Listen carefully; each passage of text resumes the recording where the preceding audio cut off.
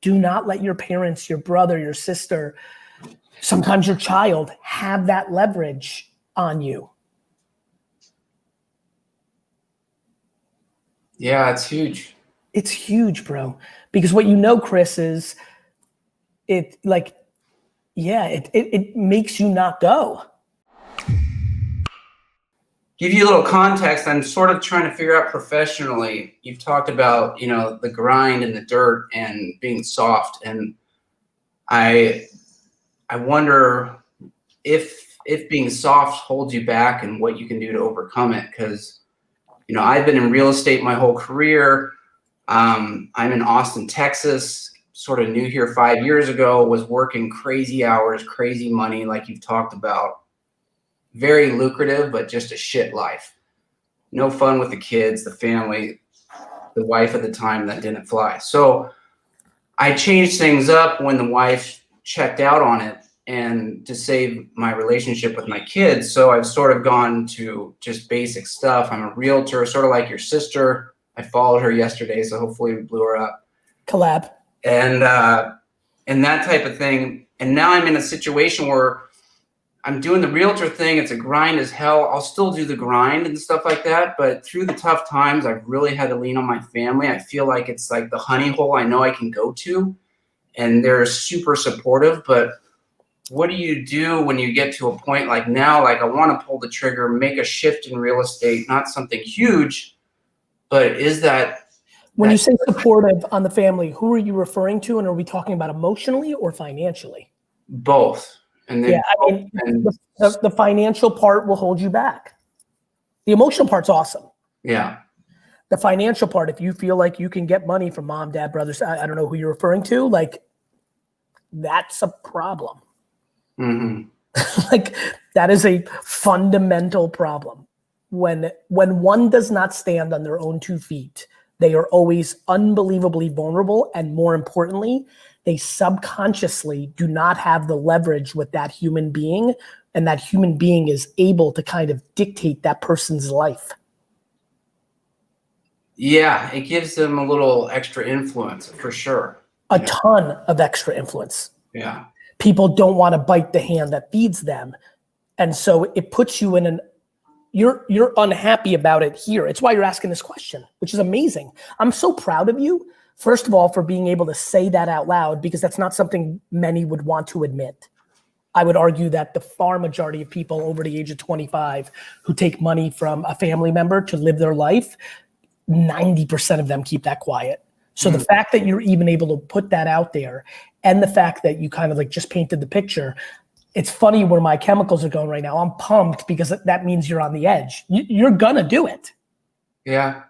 It's a lot harder to tell 1 million people right now in the world over the next 6 months, 1 million people will watch this, that you do that than it is to stop doing it and make a jump.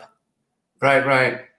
No, I think it's your content about not really giving a fuck what people think about me has just woken me up. And I think it needs to wake a lot of people up. I mean, I'm exposing myself because I don't want to be held back. I want happiness. I want it. I'm so uncomfortably, I don't know if the goosebumps are coming through, like proud of you right now. Chris, you're literally, it's really fun for me because people come on this show and they're in very different places of the process to get to the upswing. Sometimes they're on the upswing. Like my favorites are this one. When the person is literally an inch away from like getting dramatically happier. Yeah. I'm pumped for it, man.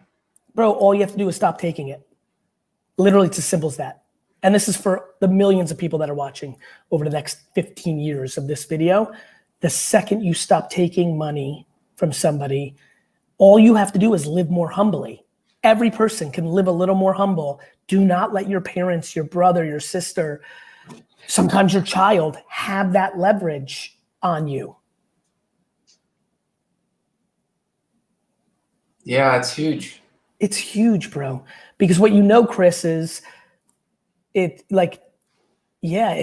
makes you not go.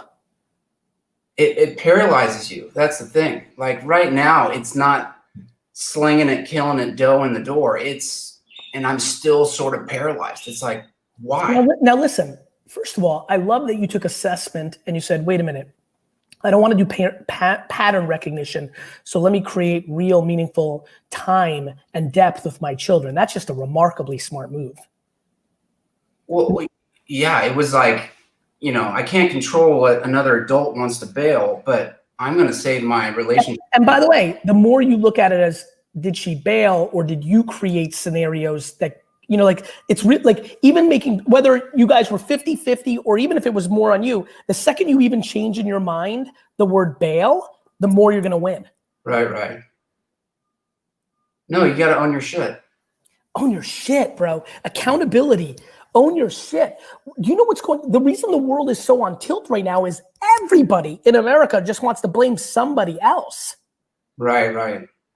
Like it's so not fun to look yourself in the mirror. And to blame other people, for me, it feels good in the micro. Of course, it feels amazing in the micro. And then in the macro, when you got to go to sleep at night and wake up, it fucking sucks.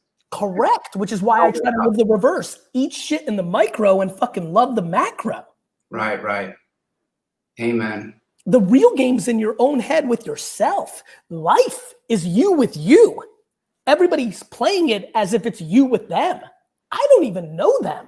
I don't even see them. And I mean, and you know this, pro and con. Gary, you're so humble. People let me meet. I'm like, because I don't believe in the cheering. I don't think I'm special. I don't think I'm a genius. I don't think I'm great. I don't. I think I'm nice. I like it. But like, guess what? My mom's just as great. And so are a million other people. Like, it's just circumstances. But what that equally does, brother, is it like, I could give two shits of the businessmen and women that make more, that have more. For the guy or gal that ends up buying the New York Jets, that's not me. I'm fucking happy with you. Congratulations. Now win me a Super Bowl. Like, I don't care like that. I just want to be happy. Back to the earlier comment where the very lovely young lady, I already forgot the name, Megan, I think, was like, Gary, you're losing your way with this card. So I'm like, no. I love this. It's the passion. I'm finding my way. Yeah. I'm finding my way. I can make a lot. I can be spending this time right now raising a huge hedge fund and make 40 trillion times more money. Mm-hmm. And buy the Jets. No. I want to be happy. I want to look for Walter Payton rookie cards at 11:30 p.m. last night because vintage football is like maybe the next thing to go. Like that. No. No, the passion's deep. My brother's like at Target, at Walmart. He's killing it. I go to Target, Walmart. I don't know shit about it. I'm buying cards. Like, the question is, do you want? I think what you need to do is take a step back and think about like, what do you like? Yeah. Is it music? Is it food? Is it movies? Like, to me, I like this was my whole path. Like, this is every single day from 1986 to 1993. This is all I thought about. Not girls, not school, not this. So this is what I love. So of course it's fun. Think back to junior high, high school outside of like, if you're normal girls, like the kind of like boys, whatever, but like, what did you like? Well, you said a couple weeks ago, if it was a law that you had to start a business or you went to jail, that hit me huge. That was badass. Because it's so true. That really puts you in perspective of like, oh shit, what would I do? When you don't chase the paper, like my man Daniel J just said, the money, when you don't chase it and you chase like desperately wanting to wake up and be fired. Let me give you an example. This is a big insight for me. I have woken up more excited for work every single day over the last 4 months. And I asked myself why. And then I looked at my calendar. It's because I'm doing a lot more business development every day. More than half my day now is potential new client, groups of clients, marketing for the now, new clients. So I'm on the offense. When I looked at my calendar for the last 2 years, it was defense, operations. That's why I promoted Mark Yudkin, who was my general counsel, who's been with me even before VaynerMedia, he was my lawyer when I bought Twitter and Facebook and Tumblr. He's now being promoted to COO. I'm still very operational, but I'm going to try to move more to him so I can do more things that I like. I'm in a better mood when I'm business developing. Right.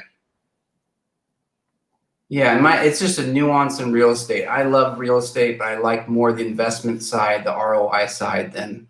So real quick, I would tell you that you like transacting on like, you like the real estate development side more than a transactional one-off home thing?